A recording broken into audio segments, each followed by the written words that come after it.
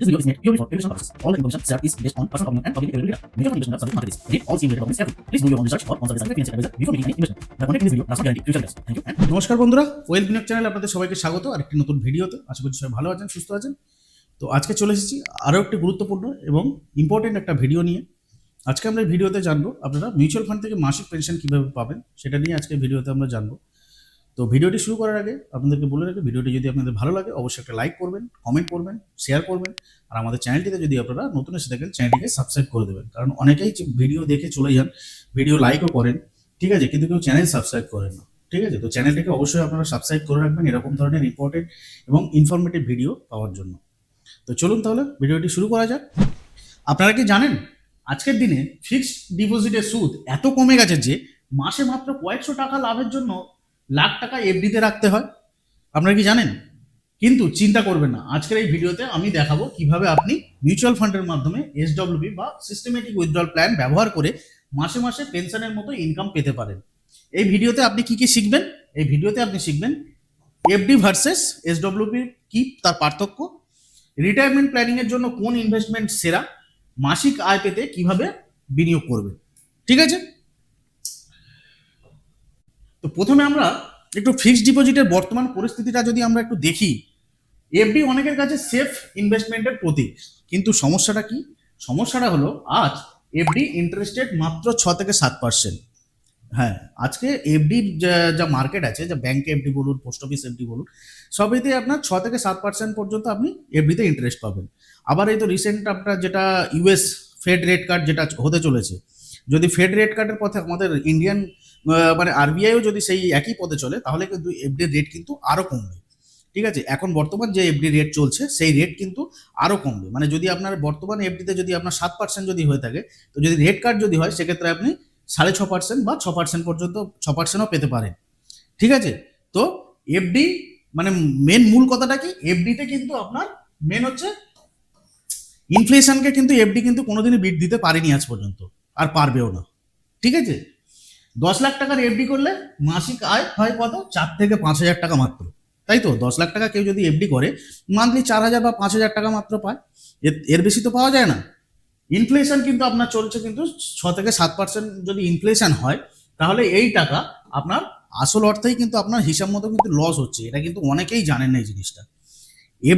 FD আপনাকে যে ইন্টারেস্টটা দিচ্ছে, আপনি ভাবছেন এফডি সিকিউর ইনভেস্টমেন্ট বা এফডি আপনার হচ্ছে একটা নিশ্চিত রিটার্ন আপনাকে দিচ্ছে, কিন্তু নিশ্চিত রিটার্ন যদিও দেয় আপনাকে, সেক্ষেত্রে কিন্তু আপনাকে ইনফ্লেশনকে কিন্তু বিট করতে পারছে না এফডি, ঠিক আছে। তো রিটায়ারমেন্ট বা মাসিক খরচের জন্য এফডি কিন্তু একেবারেই কিন্তু আপনার যথেষ্ট নয়। এফডি সেফ মানছি, কিন্তু আয় খুব কম, তাই নতুন ইনভেস্টরদের জন্য এখন বিকল্প খোঁজা কিন্তু অবশ্যই প্রয়োজন, তাই তো। এফডির বিকল্প অবশ্যই খোঁজা প্রয়োজন এক্ষুনি নতুন ইনভেস্টর যারা। তারপরে কি দেখবো আমরা একটু দেখে নিই, মিউচুয়াল ফান্ড প্লাস হচ্ছে এসডব্লিউপি থেকে এর হচ্ছে basic introduction. Mutual fund plus হচ্ছে এসডব্লিউপির বেসিক ইন্ট্রোডাকশন। মিউচুয়াল ফান্ড মানে আমরা এখন কম বেশি সবাই জানেন, বা আপনাদের সবাইকে শিখিয়েছি আমি যে মিউচুয়াল ফান্ড মানে কি, বা আপনারা অনেকেই জানেন, যারা জানতেন। তো আপনারা শিখে গেছেন, এটা একটি পুলড ইনভেস্টমেন্ট স্কিম, যেখানে অনেক ইনভেস্টরের টাকা একসাথে এএমসি দ্বারা ম্যানেজড হয়, ঠিক আছে। এসডব্লিউপি বা সিস্টেমেটিক উইথড্রল প্ল্যান হলো সেই পরিকল্পনা যেখানে আপনি মান্থলি বা কোয়ার্টারলি টাকা বের করতে পারেন, ক্লিয়ার। তো ধরা যাক আপনি 10 লাখ টাকা মিউচুয়াল ফান্ডে ইনভেস্ট করেছেন এবং এসডব্লিউপি চালু করেছেন, মাসে 10 থেকে 12,000 টাকা আপনি বের করতে পারবেন রিস্ক কমিয়ে এবং এফডির থেকে বেশি আয় পেয়ে, ঠিক আছে। এফডির থেকে আপনি বেশি আয় পাবেন এখানে। তো কি পয়েন্টগুলো যদি আমরা একটু দেখি, তো কি পয়েন্টগুলো কি পয়েন্টস ফর বিগিনার্স, কি পয়েন্টগুলো যদি আমরা দেখি, এসডব্লিউপি থেকে টাকা প্রত্যেক মাসে পাওয়া যায়, ঠিক আছে। পারপাস ক্রমে ক্রমে বাড়তে থাকে, ইনফ্লেশন অ্যাডজাস্টেড রিটার্ন অনেক বেশি এফডির তুলনায়। এবার অনেকের মনের মধ্যে প্রশ্ন আসে, বা আমি এই ধরনের কোশ্চেন অনেক পাই, আমার কাছে ফোন কলও আসে বা আমার ভিডিওতে কমেন্টও আসে, যে এসডব্লিউপি করলে একদিন তো টাকা শেষ হয়ে যাবে, ইউনিট সব শেষ হয়ে যাবে, তাই তো। অনেকের মধ্যেই প্রশ্নটা থাকে যে আমার টাকা তো এসডব্লিউপি যদি আমি করি, তো আমার একটা টাইমে টাকা তুলতে আমার টাকা মেন যে ক্যাপিটাল, সেই ক্যাপিটাল শেষ হয়ে যাবে, তখন কি করব?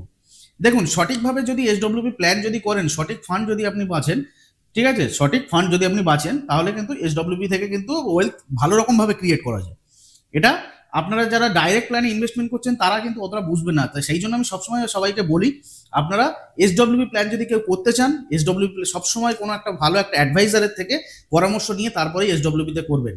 নতুনরা কিন্তু একদমই এসডব্লিউপিতে যাবেন না, ঠিক আছে? যদিও আপনারা যান, আপনারা অ্যাডভাইজারের থ্রুতে করবেন। আপনারা কিন্তু ডিরেক্ট গিয়ে কোনো গ্রো বা জিরোদা অ্যাপে গিয়ে আপনারা এসডব্লিউপি করতে যাবেন না, ঠিক আছে? তাতে কিন্তু আপনার লসই হবে, বারবার করে বলছি। তো এই প্রশ্নগুলো যাদের মনের মধ্যে আছে যে এসডব্লিউপি তো আমার ইউনিট সব শেষ করে দেবে বা এই কনসেপ্টগুলো কিন্তু ভুল। এসডব্লিউপি যদি কেউ সিস্টেমেটিকভাবে যদি এসডব্লিউপি যদি কেউ করে, তো সেক্ষেত্রে মান্থলি ইনকাম তো সে পাবেই, প্লাস হচ্ছে ইনফ্লেশনকেও বিট দিতে পারবে, প্লাস যখন সে সেই টাকাটা 15 বছর 20 বছর পর যখন সে টাকাটা যখন সে তার মেন যে ক্যাপিটালটা যখন ম্যাচুরিটি হিসাবে নিতে চাইবে, তখন প্রায় আপনার মানে যে ক্যাপিটালটা থাকবে ক্যাপিটালের থেকেও বেশি অ্যামাউন্ট সে পেয়ে যাবে, ঠিক আছে? এরকম না যে ক্যাপিটাল থেকে মাইনাস করে আপনাকে এসডব্লিউপি হবে, ইনিশিয়াল স্টেজে ওটা হয়। ধরুন আপনি আজকে এসডব্লিউপি আপনি 10 লাখ টাকা লামসাম করলেন, 10 লাখ টাকা লামসাম করে নেক্সট মান্থ থেকে আপনি এসডব্লিউপি নিচ্ছেন, তো সেক্ষেত্রে তো আপনার মেন ক্যাপিটাল থেকে তো আপনার যাবেই। তো তার জন্য সঠিক প্ল্যান দরকার, এসডব্লিউপি করার জন্য সঠিক প্ল্যান দরকার। বারবার ওই জন্য সবাইকে বলি এসডব্লিউপি যদি আপনারা করতে চান, আপনারা ভালো অভিজ্ঞ অ্যাডভাইজারের মাধ্যমে এসডব্লিউপি করুন, সেক্ষেত্রে আপনাদের ক্যাপিটালও সিকিউর থাকবে, প্লাস আপনারা এসডব্লিউপির মজাও নিতে পারবেন। ক্লিয়ার? এবার আমরা এফডি ভার্সেস এসডব্লিউপি যদি আমরা একটু কম্পারেটিভ অ্যানালাইসিস করি, তো আমরা এখানে দেখতে পাবো, আমরা একটু মানে এটা পার্থক্যটা আমরা একটু দেখিয়ে দিই। এটা হচ্ছে আপনার প্যারামিটার, এটা এফডি, এটা হচ্ছে এসডব্লিউপি, ঠিক আছে? যদি আমরা সেফটির দিকে দেখতে যাই,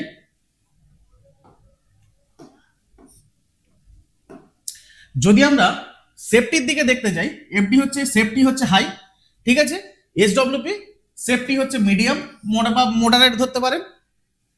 মান্থলি ইনকাম, এফডির ক্ষেত্রে যদি মান্থলি ইনকামে যদি যেতে চাই, তো মান্থলি ইনকাম হিসাব মতো এফডিতে লো, সেই তুলনায় এসডব্লিউপিতে high, depends on funds and purpose. বারবার বলছি, মানে মান্থলি ইনকাম হাই আছে কিন্তু depends on funds and purpose, মানে আপনার ফান্ডসের উপরে ডিপেন্ড করছে। ইনফ্লেশন ইম্প্যাক্ট, এফডির ক্ষেত্রে ইনফ্লেশন ইম্প্যাক্ট কি হয়? হাই, মানে হচ্ছে নেগেটিভ, আর এসডব্লিউপির ক্ষেত্রে লোয়ার নেগেটিভ বা অ্যাডজাস্টেড। ফ্লেক্সিবিলিটি, এফডির ক্ষেত্রে আপনার হচ্ছে ফ্লেক্সিবিলিটি হচ্ছে লো, ঠিক আছে? আর মিউচুয়াল এসডব্লিউপির ক্ষেত্রে হাই, মানে স্টপ স্টার্ট ইনক্রিজ অ্যামাউন্ট আপনি যখন ইচ্ছা আপনি করতে পারেন, ঠিক আছে? এসডব্লিউপি আপনি যখন ইচ্ছা আপনি স্টার্ট করতে পারেন, যখন ইচ্ছা আপনার স্টপ করতে পারেন, যখন ইচ্ছা আপনি এটাকে অ্যামাউন্টটাকে ইনক্রিজ করতে পারেন, ঠিক আছে? এই জন্য এর ফ্লেক্সিবিলিটিটা হাই। যদিও এফডি সেফ কিন্তু আয় কম, এসডব্লিউপি আয় বেশি, যদিও মার্কেট রিস্ক থাকে, তবে লং টার্ম ইনভেস্টমেন্ট হলে রিস্ক কিন্তু কমে যায়।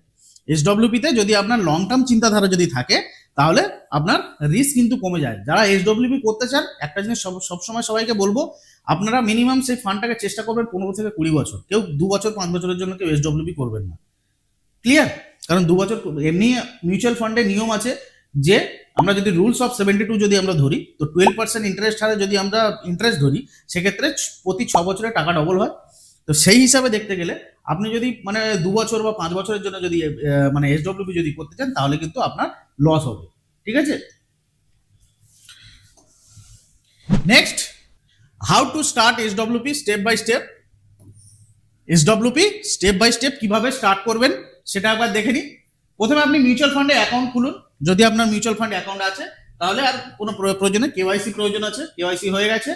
ফান্ড নির্বাচন করুন, equity, hybrid, balance advantage fund. বিগিনার্সের জন্য হাইব্রিড হচ্ছে বেস্ট। কর্পাস ইনভেস্ট করুন একবার বা এসআইপির মাধ্যমে আপনি একবার ইনভেস্ট করেও, একবার লামসাম অ্যামাউন্ট ইনভেস্ট করেও আপনি এসডব্লিউপি চালু করতে পারেন। আবার যদি আপনি মনে করেন যে আপনি এসআইপির মাধ্যমে এসডব্লিউপি করবেন, তো আপনি কি করবেন, এসআইপি আপনি 5 বছর 10 বছর ধরে আপনি এসআইপি চালিয়ে যান, সেই এসআইপির টাকাটা যখন একটা ভালো একটা কর্পাসে দাঁড়িয়ে যাবে, সেখান থেকে আপনি এসডব্লিউপি প্ল্যান আপনি নিতে পারবেন। তারপরে এসডব্লিউপি চালু করুন, অ্যামাউন্ট, ফ্রিকোয়েন্সি এবং নির্ধারণ করুন, মানে কত টাকা আপনি মান্থলি নেবেন, ঠিক আছে? কত মানে কোয়ার্টারলি নেবেন না মান্থলি নেবেন না ইয়ারলি নেবেন, সেটা আপনি ঠিক করুন। মাসিক টাকা আপনার ব্যাংক অ্যাকাউন্টে চলে আসবে, মানে যে টাকাটা আপনি এসডব্লিউপি করবেন মানে যে অ্যামাউন্ট আপনি ইন্টারেস্ট তুলতে চাইছেন সেই টাকাটা আপনার প্রতি মাসে বা বছরে আপনি সেটা আপনার অ্যাকাউন্টে অটোমেটিক চলে আসবে। টিপস, স্টার্ট স্মল, 1 থেকে 2 লাখ টাকা দিয়ে শুরু করে এক্সপিরিয়েন্সটা নিন। যারা নতুন ইনভেস্টর তাদের জন্য বলছি, আপনারা যদি মানে এটা যদি পুরোপুরি যদি না জেনে থাকেন, আপনারা কি করবেন, স্মল অ্যামাউন্ট দিয়ে স্টার্ট করুন। 1 থেকে 2 লাখ টাকা দিয়ে স্টার্ট করে দেখুন, আগে এর এক্সপিরিয়েন্সটা আগে নিন, যে কেমন এক্সপিরিয়েন্স হচ্ছে আপনার। ঠিক আছে, এটা ভালো না খারাপ সেটা আপনি আগে এক্সপিরিয়েন্সটা নিন, তারপরে আপনি বড় অ্যামাউন্ট দিয়ে আপনি এসডব্লিউপি করবেন। ক্লিয়ার? নেক্সট আমরা দেখবো retirement planning with SWP. Retirement planning with SWP. Retirement planning বলতে শুধু টাকা জমানো বোঝানো হয় না, বরং মান্থলি ক্যাশ ফ্লো নিশ্চিত করা, সেটা কি এসডব্লিউপির মাধ্যমে। তো এসডব্লিউপির মাধ্যমে কিভাবে আপনি রিটায়ারমেন্ট প্ল্যানিং করবেন, আপনার কর্পাস অনুযায়ী মাসিক আয় নির্ধারণ করা যায়, রিস্ক কমানোর জন্য ব্যালেন্সড ফান্ড বা হাইব্রিড ফান্ড ব্যবহার করা যায়। 3 হচ্ছে ইনফ্লেশন অ্যাডজাস্টেড ইনকাম প্ল্যানিং করাও সম্ভব, সেটা হচ্ছে এসডব্লিউপির মাধ্যমে। যদি আমরা একটু এক্সাম্পল দেখি, ধরা যাক 30 লাখ টাকা আপনার কাছে কর্পাস আছে, ধরুন আপনার কাছে 30 লাখ টাকার ফান্ড আছে, আপনি 8% হারে আপনি এসডব্লিউপি নেবেন। ঠিক আছে, 8% হারে আপনি এসডব্লিউপি রিটার্ন ধরে আপনি 20 বছর পর্যন্ত মাসে মাসে 25 থেকে 30 হাজার টাকা পাবেন। এফডি এই আয় সম্ভব নয়, এফডিতে কিন্তু এই আয় কিন্তু আপনার সম্ভব নয়।